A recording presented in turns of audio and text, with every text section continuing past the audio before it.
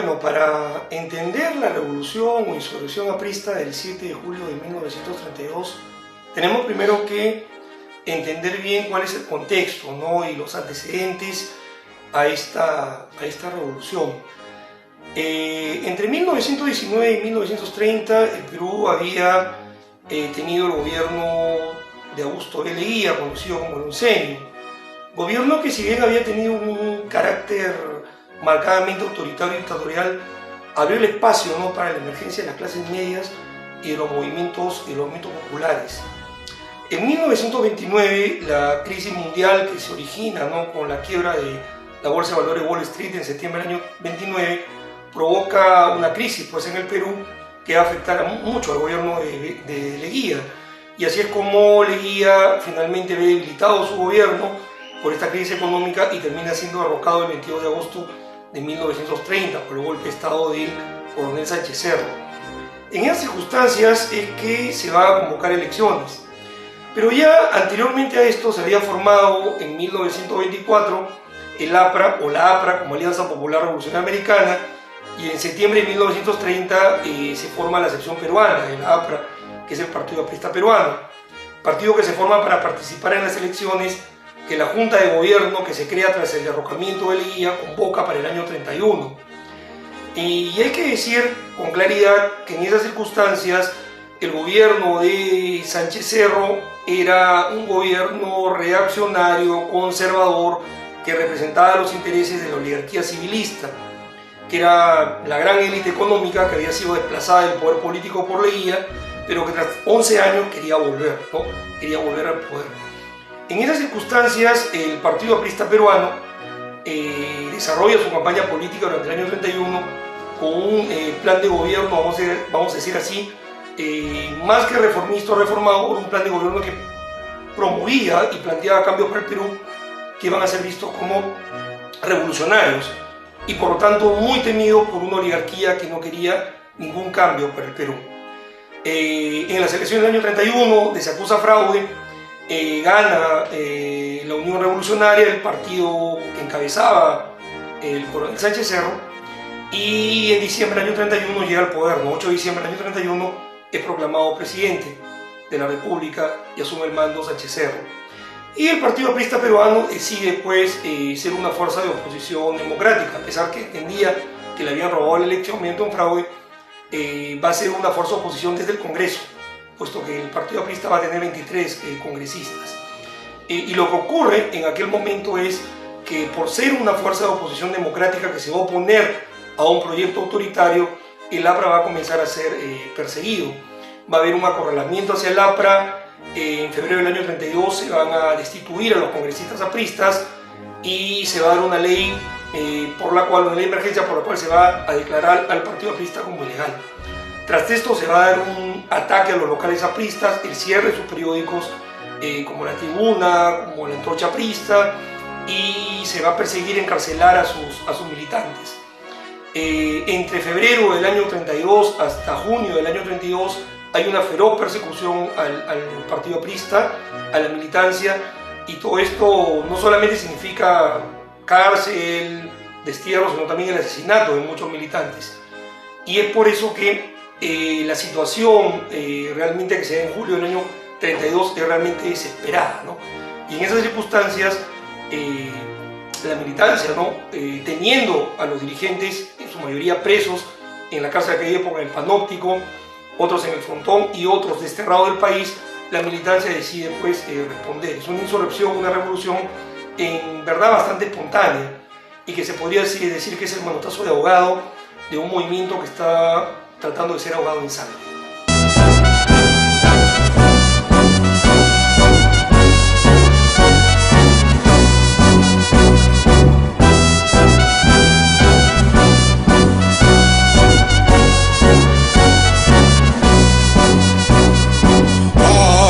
Paso a los caídos por la justicia y la libertad. Paso a los valientes que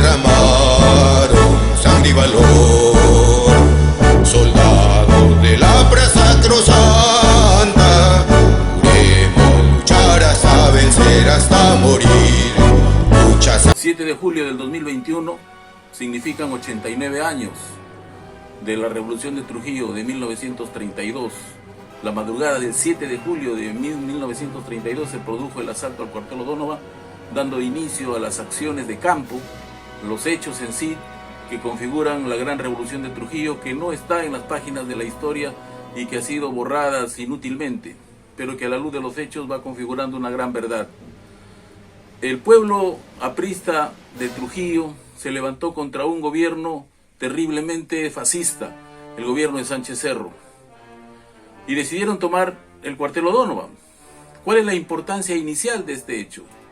Miren, es la primera vez en la historia del Perú y probablemente de América donde un ejército profesional es vencido por civiles en la toma de un cuartel O'Donovan, sin preparación militar, sin armamento, sin entrenamiento, incluso sin estrategia militar.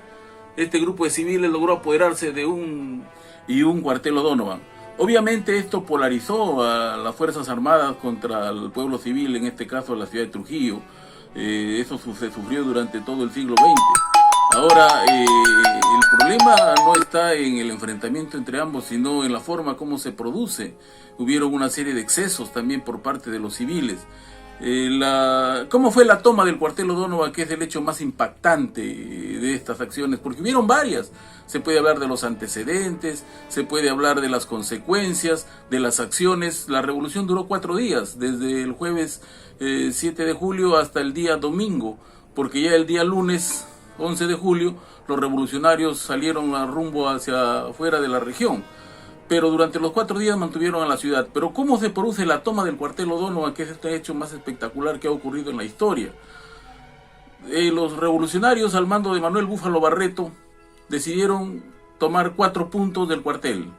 Por la parte trasera, que era la puerta falsa, le correspondía a él con el equipo que venía de Laredo. Esta puerta falsa estaba justo a una acequia, que es la acequia histórica conocida con el nombre de Mochica. Por la parte lateral, en el camino que va a Mampuesto, le tocó a Juan Delfín Montoya, con un grupo de campesinos que venían de la zona de Casagrande. Por la parte frontal, que es la parte principal, le encargaron a Víctor Peláez. En esta zona es lo que vendría a ser la Avenida del Ejército. Y por la parte que da hacia la avenida en la esquina, entre lo que hoy vendría a ser la Avenida América y la Avenida Miraflores, le encargaron a Alfredo Tello Salavarría, que venía con su gente de Chicago. En estos 4 puntos, 3 fueron repelidos inicialmente, porque la defensa que hicieron los militares fue también feroz.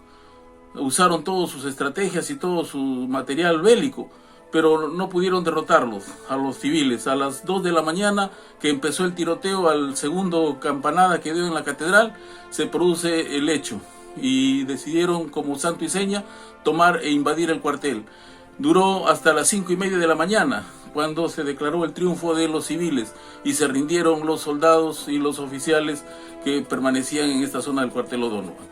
¿Cuántos fueron los civiles que atacaron el cuartel O'Donovan la madrugada del 7 de julio de 1932? Fueron un promedio de 200 revolucionarios. ¿Y cuántos militares se habían acontanado o estaban en el cuartel O'Donovan? Un promedio de 300. Los relatos que se han hecho mayormente corresponden a lo que declaró Tello Salavarría en diversas oportunidades. Por ejemplo, yo tengo este diario oficial, este es el formato original del Diario Norte, dirigido por Antenor Orrego, el 7 de julio de 1934, a 2 años de producirse el hecho, donde reproduce cómo se produjo la toma del cuartel O'Donovan, relatado por el mismo Tello Salavarría. Y el documento más importante que existe también sobre este tema es el libro de Alfredo Rebasa Costa, que dice Historia de la Revolución de Trujillo, y él concluye esta parte, como lo vamos a hacer nosotros: el balance de muertos y heridos: muertos, apristas 17, soldados 14, heridos, apristas 12, soldados 16, total 31 muertos y total de heridos 28. Y aquí da incluso la relación de los fallecidos y de los heridos. Este hecho ha sido reconocido por el general Juan Velasco Alvarado y Francisco Morales Bermúdez como un enfrentamiento entre hermanos que nunca debió darse, pero que significaron unas series realmente espectaculares para la historia de la ciudad de Trujillo. Agradecemos mucho por esta oportunidad y continuaremos trabajando este tema.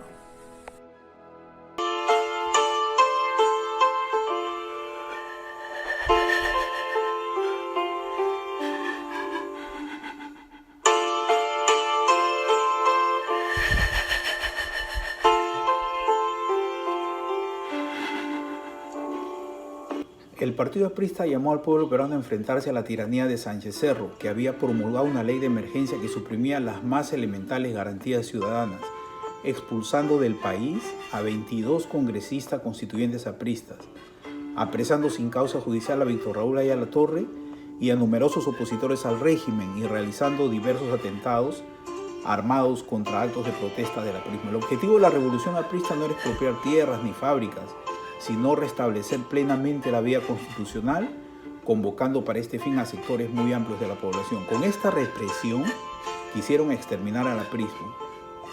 Se estima que murieron cerca de 6.000 peruanos y por primera vez en la historia del Perú se bombardeó una ciudad por aire, mar y tierra. Los apristas fueron realmente masacrados. Este hecho no tiene ningún parangón en la historia del mundo y menos en el Perú.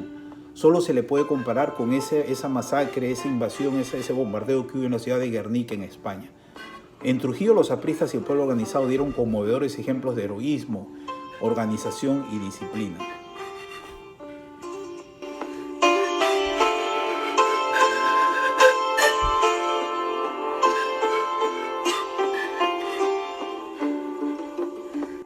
¿Cómo podríamos entender que en las elecciones del año anterior, es decir, de 1931, de 6 millones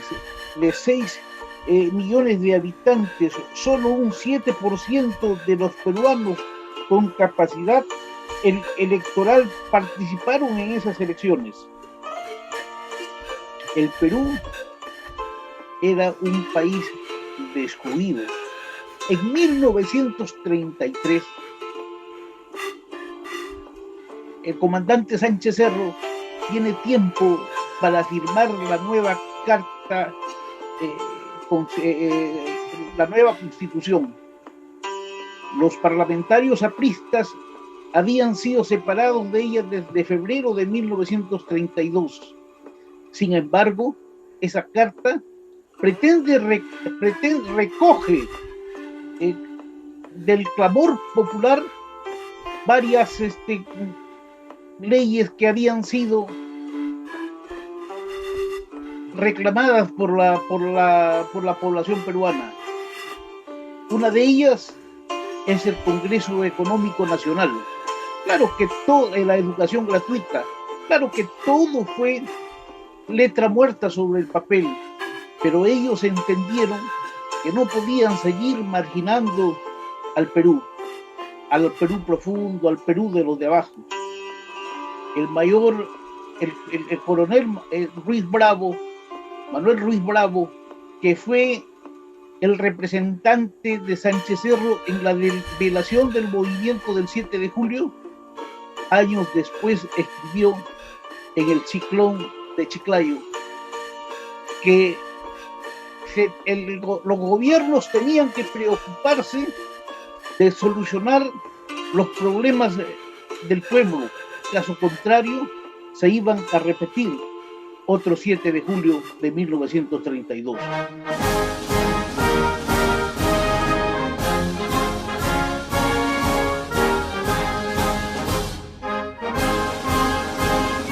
A propósito del tema de la Revolución de Trujillo, creo que podemos llegar a algunas conclusiones que pueden ser importantes. Quizás la primera idea es que había que presentar una ampliación temporal. ¿Por qué? Porque realmente todos los estudios presentan la Revolución de Trujillo limitada al año 32, y eso no es exacto. Por las nuevas informaciones que tenemos, ya sea por libros de apristas trujillanos, norteños, que han accedido a nuevas fuentes y a nuevos testimonios, y por el libro de Margarita Gise, que ha accedido a documentos que estaban en manos básicamente de las Fuerzas Armadas, del Ejército, del archivo histórico, en el cual están datos sobre insurrecciones y juicios a militantes apristas. más o menos podemos concluir lo siguiente, que es importante hacer una ampliación temporal. Es decir, que estamos hablando básicamente de un periodo del 30 al 33, donde se da características políticas e insurreccionales muy importantes. Ese lapso, esos 3 años, son prácticamente de una guerra civil. Entonces, una primera conclusión que podemos ver y tener todos nosotros, a partir de todos estos nuevos estudios, investigaciones, es que hay que ampliar el periodo de tiempo, no hay que limitarse solo al año 32, sino que antes del 32 hubo un intento de insurrección el 31, en diciembre, y después del 32 hubo múltiples insurrecciones armadas apristas hasta que sucedió el asesinato de Sánchez Cerro por Alberto Mendoza Leiva. Esa es una gran conclusión. Una segunda conclusión es hacer una ampliación espacial. Es decir, nosotros cuando nos acercamos a este tema lo limitamos a Trujillo, y eso creo que es un gran error. No es una revolución solo en Trujillo, es una revolución que se da en Trujillo, pero se da también en Laredo, se da en Cartavio, en Casatealcao, se da en Salaberry, en Poroto, en Otusco, en Huamachuco, en Paiján, en Cascope, en Chocope, se da en Cajamarca, sobre todo en la zona de Cajabamba, se da en Huaraz, Caraz, Ancash, y se da intentos de insurrección en Huancayo, Ayacucho, Chiclayo, Arequipa, Huacho y Lima. Si uno revisa los documentos desclasificados de los militares peruanos, sobre todo del ejército, uno descubre que hubo intentos insurreccionales y conatos de insurrecciones, robo de armas, bombas que se puso, intentos de asalto a la prefectura, a la alcaldía, de ataques a la Guardia Civil, etcétera, etcétera, en todos estos lugares. Entonces, lo que tenemos es que había una idea, una planificación de una revolución a nivel nacional, pero por un conjunto de razones X, estas no tuvieron un nivel de coordinación. Entonces, no es solamente la revolución de Trujillo, es una revolución básicamente regional, norteña, pero que tuvo, digamos, también espacios muy interesantes en otras zonas del Perú, lo cual nos llevaría a pensar que fue un intento insurreccional y revolucionario que tuvo un carácter nacional. Entonces, habría que hacer resumiendo, habría que hacer estas dos ampliaciones. Una ampliación temporal, no es solamente al 32, sino desde el 30 hasta el 33, y es necesario también una ampliación respecto al espacio. No es solamente Trujillo, es Trujillo, pero otras zonas vinculadas a la región norte sobre todo, pero que también tuvieron repercusiones en Lima, en el centro del Perú y en el sur. Creo que esas es básicamente las conclusiones más importantes, y a partir de ahí podemos tener ya la posibilidad de poder elaborar una verdadera historia de la Revolución de Trujillo que cuente, a partir del acceso a todos estos nuevos materiales, nuevas fuentes históricas, una visión más completa, más totalizadora de lo que fue la revolución más importante que se dio en el Perú, y sin duda una de las revoluciones más importantes a nivel de toda América Latina. El 7 de julio para el Perú representa una fecha importantísima porque marcó el derrotero de cambios vitales en el país, cambios económicos, políticos y sociales. El pueblo participa activamente en la protesta. Esta fecha es comparable con la gesta de Túpac Amaru. Es un hecho que va a cambiar en los últimos tiempos la política nacional, y creo que de ahí comienzan las grandes reivindicaciones populares en el país. Así que gracias al 7 de julio, gracias a la participación organizada del pueblo peruano, el Perú ha avanzado, ha logrado sus conquistas sociales, y creo que se lo agradecemos a esos más de 6.000 muertos que entregaron su vida por un país más justo, más libre y más democrático. Muchas gracias.